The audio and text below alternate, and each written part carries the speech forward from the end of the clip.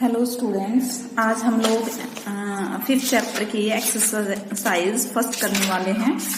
I hope आप लोगों ने फॉर्मूले अच्छे से लर्न कर लिए होंगे। ठीक है, आज मैं एक्सरसाइज स्टार्ट करती हूँ।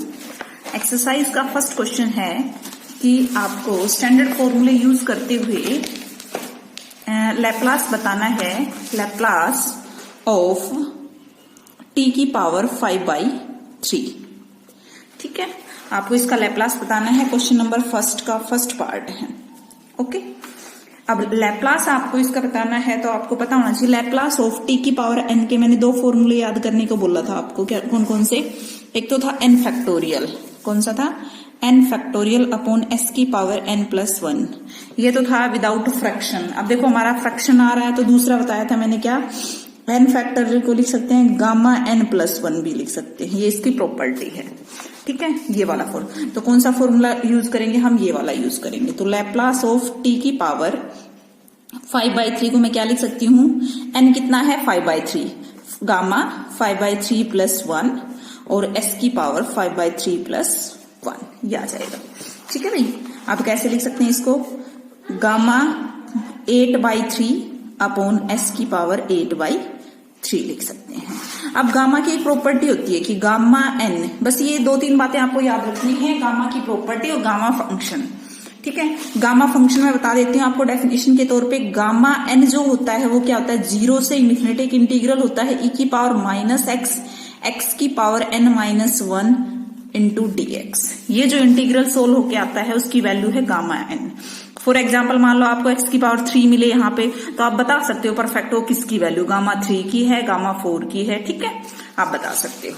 ये है इसकी डेफिनेशन। इसको एक बार लिख लेना अपनी नोटबुक में। उसके बाद मैं क्या कह रही थी कि गामा की प्रॉपर्टी होती है, गामा n क्या होता है? n इंटू एक इसमें से कम कर दो और लगा दो। ठीक है, ये आ जाएगी आपके पास। एक मिनट भाई, ये प्रॉपर्टी में एक बार हाँ भाई स्टूडेंट्स, एक मिनट है। ये जो प्रॉपर्टी होती है ये होती है n-1। ठीक है, n-1 इंटू गामा n-1 ये खुलती जाएगी। मतलब ऐसे हम इसको खोल सकते हैं। जैसे मेरे पास है गामा 8/3। अब जब तक ये जो न्यूमरेटर है ये छोटा नहीं होगा तब तक हम इसको अप्लाई करेंगे। तो देखो इसमें से एक कम करेंगे तो आ गया 5/3, गामा 5/3 और ये एज इट इज s की पावर 8/3। उसके बाद आ जाएगा, फिर हम खोल सकते क्योंकि अभी तक न्यूमरेटर हमारा बड़ा है। इसमें से एक कम करेंगे तो आ जाएगा 2/3 और गामा 2/3 अपॉन s की पावर 8/3। जो हमारा आंसर हो जाएगा वो 5 into 2 10 upon 9 gamma 2/3 upon s की पावर 8/3। ठीक है भाई, ये आ जाएगा। तो थोड़ा सा ध्यान देना है आपको लैप्लास के अंदर। ठीक है, गामा की कुछ प्रॉपर्टी डेफिनेशन मैंने लिखवा दी है। एक गामा ऑफ 1/2 की स्टैंडर्ड वैल्यू होती है, ये भी आप लोग याद रखोगे, √π। जैसे मेरे पास यहाँ पे क्या आया, गामा 2/3, लेकिन इसकी कोई परफेक्ट वैल्यू नहीं होती, लेकिन गामा 1/2 जब आएगा इसकी परफेक्ट वैल्यू होगी। ठीक है, अब नेक्स्ट क्वेश्चन करती हूं मैं। e की पावर -10t, इसका आपको लैप्लास बताना बिल्कुल सिंपल है। तो जैसे कि हमने पढ़ा था e की पावर 80 का लैप्लास क्या होता है? 1/s - a। अब इसका बता दो तो फिर 1/s -10। a कितना है इसमें? -10। ये हो जाएगा s + 10। बिल्कुल सिंपल है लैप्लास। ठीक है, आप लोग साथ साथ करोगे एक्सरसाइज तो आपको बिल्कुल इजी लगेगा। उसके बाद है लैप्लास ऑफ कोस हाइपरबोलिक 70। हाँ भाई बताओ एक बार इसका। s अपॉन s², बताओ s² -a² या s² + a²? बताओ इसका जो लैप्लास होगा वो क्या होगा? कोस हाइपरबोलिक 80 का जो लैप्लास है वो होगा s upon s² -a²। a कितना है यहाँ पे? 7। तो ये हो जाएगा 49। ठीक है, ध्यान रखना। उसके बाद है नेक्स्ट क्वेश्चन है हमारा,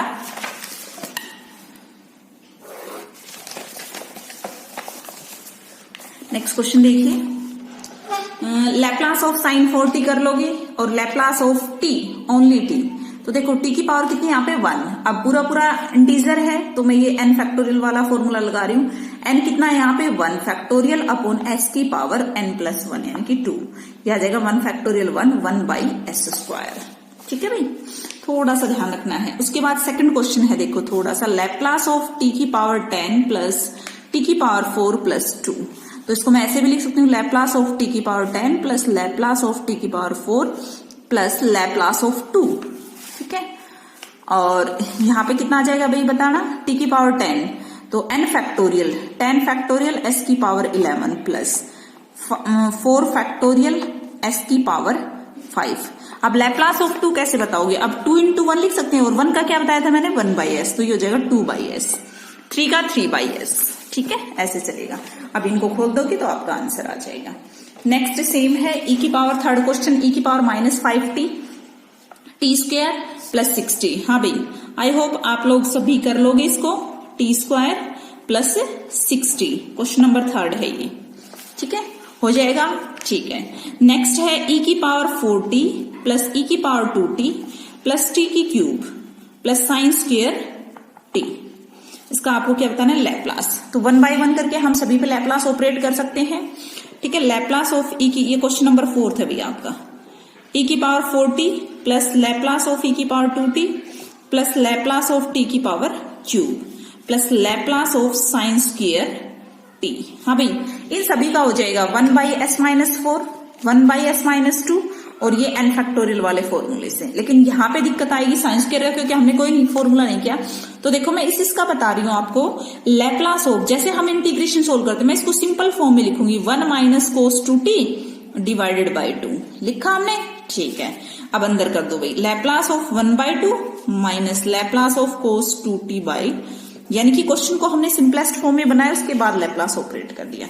तो 1/2 s हो जाएगा, और इसका cos 2t का क्या होता है, s अपॉन s स्क्वायर, क्या होता है, s upon s, Laplace of cos 80, Laplace of cos 80 होता है s upon s square plus A square. ये आप साइन हाइपरबोलिक और कोस हाइपरबोलिक, इनकी हेल्प से आप इनको याद रख सकते हो। ठीक है, इनमें एलसीएम लेके आप इसको सोल्व कर देना। ठीक है भाई, नेक्स्ट क्वेश्चन है, फिफ्थ क्वेश्चन है एक्सरसाइज का,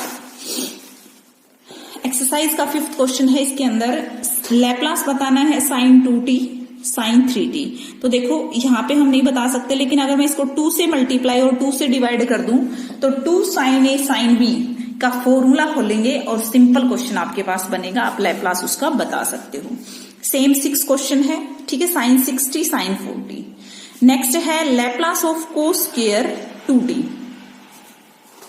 7th क्वेश्चन है ये।